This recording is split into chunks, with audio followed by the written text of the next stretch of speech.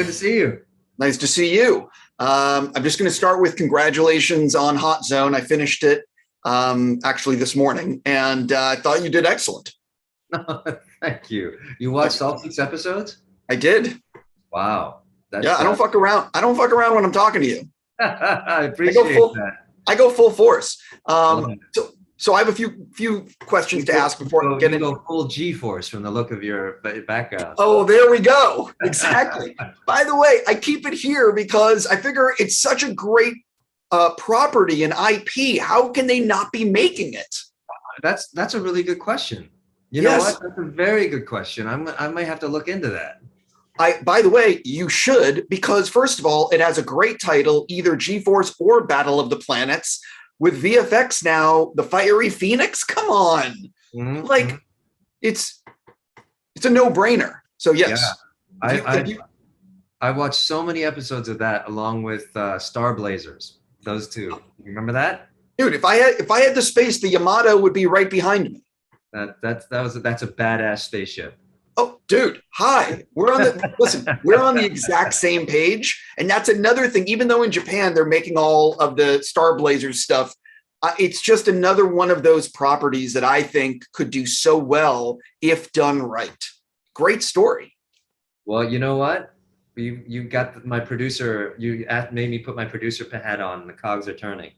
Yeah. All I'm saying is if you end up making either, I definitely want a signed poster. I'm just... So one of the things I'm curious, if someone has never seen anything that you've done, what's the first thing you want them watching? I've never been asked that question before. Wow. I guess Lost.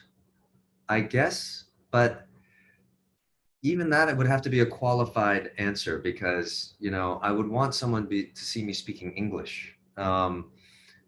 Maybe this.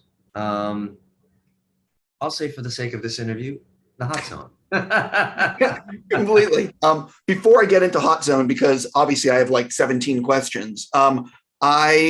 What is it like having voiced an animated character in Avatar: The Last Airbender and now being asked to play such a big role in the live action? I feel like it keeps me in the family. It's funny that how many times I would get phone calls from friends' kids when they would hear my voice in Avatar, and it showed me how popular that show was among a certain demographic, and so when it came time to decide whether to do the live action series, I called all of my friends' kids and my nieces and nephews and asked them whether they thought I should do it. And before I even got the question out, they were like, yes. I was like, but wait a minute, before you answer, just know I play a bad guy. And they're like, Ozai? I was like, yeah, do it. So there was no hesitation whatsoever. And so it made it easy for me to say yes and make my nieces and nephews and my kids happy. I'm very excited for that. When do you actually start filming? Do you know?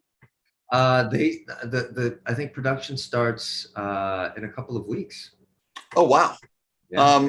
I cannot wait. I have so many other questions on that, but I will jump into Hot Zone.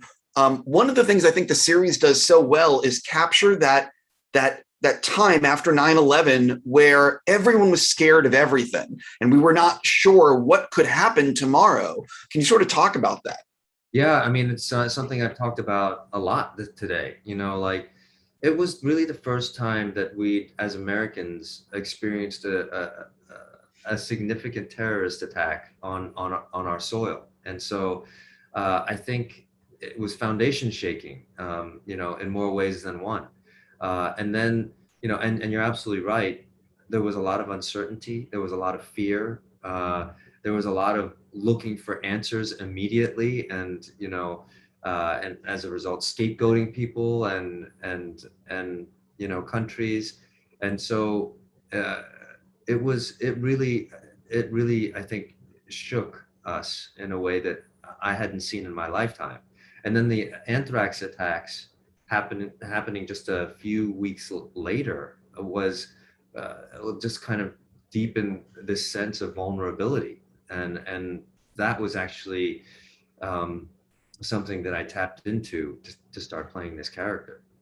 What's interesting about your role is that you are playing someone who's desperate to find the truth, but you don't even have the time to deal with your own PTSD on what's happened to you.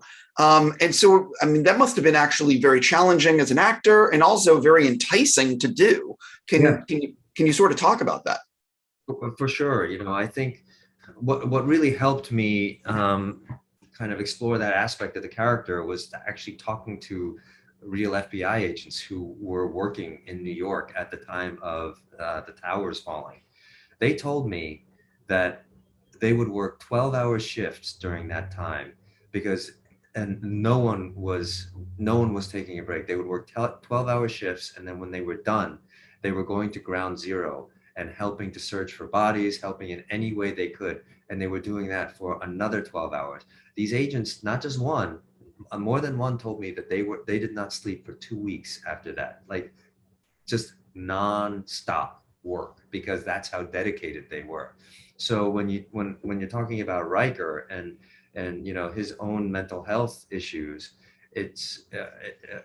he was of the mindset that everything was going to take a backseat to finding out who perpetrated these crimes, including his mental health, his love life, his family, his parents, his family, his nephews, you know. And so it kind of, I think the show did a really good job of portraying the dedication and the persistence that Riker had.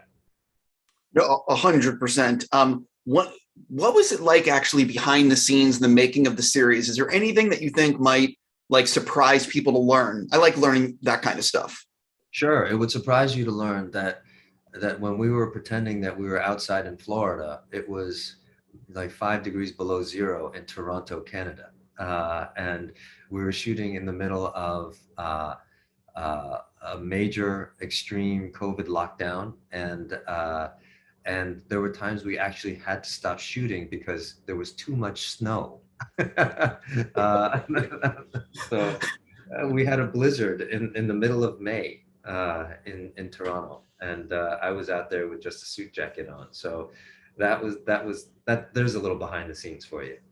First of all, well, I mean, there's no such thing as climate change and global warming, clearly. Clearly.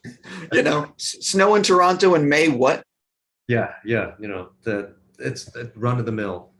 You know, that's ridiculous. Talk a little bit about, if you don't mind, like when you have a big scene on, say, a Monday, a very emotional, very dramatic scene, and you're a little in your head about it, how early on are you breaking it down as an actor in terms of getting ready to do something? I'm fascinated by how actors, their process. I'm just curious how you get ready for something that you know is going to be challenging. I like to prepare as much as I can. And so when one of the best things about the way this show shot was that all the scripts were done before we shot even the first episode. There were more changes on this show than I'd ever seen before. But I could arc the journey of the character from episode 1 through episode 6. So if I had an emotional scene, I could see where that scene fell in the context of the full character. Whereas on a show like Lost, where we were kind of learning what the fate of our character episode to episode, it was harder to do. So I would rather be over prepared than under prepared, and because you can take your preparation and throw it out the window on the day in the name of spontaneity. But if you have not done the work, then there's nothing you can do on the day to make up for that. No, completely. So my last thing for you, you have some really fun scenes with Tony that are towards the end of the series. Can you sort of talk about getting to work with him? Because it's really building for 4 episodes to you guys finally sitting across each other, you know, at a table. Thank you for asking that. You know, one of the best parts of this experience was working with Tony. I thought that he was not just incredibly easy to work with offset, off camera, but he was such a professional on set. And those two scenes that we had were a couple of the highlights of my time. You know, Michael Caine says, you know, they don't pay me to act, they pay me to wait. And I act for free.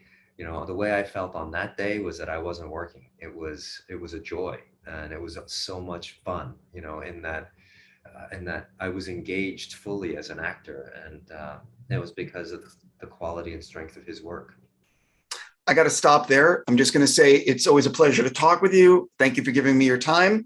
And I really am, Avatar, I can't wait, you know? Oh, right on. Well, I'll make sure we talk then when that drops. Oh, dude, I'm very excited. I really am. And honestly, if they do it right, it could be a huge, huge series. We'll see. Fingers crossed.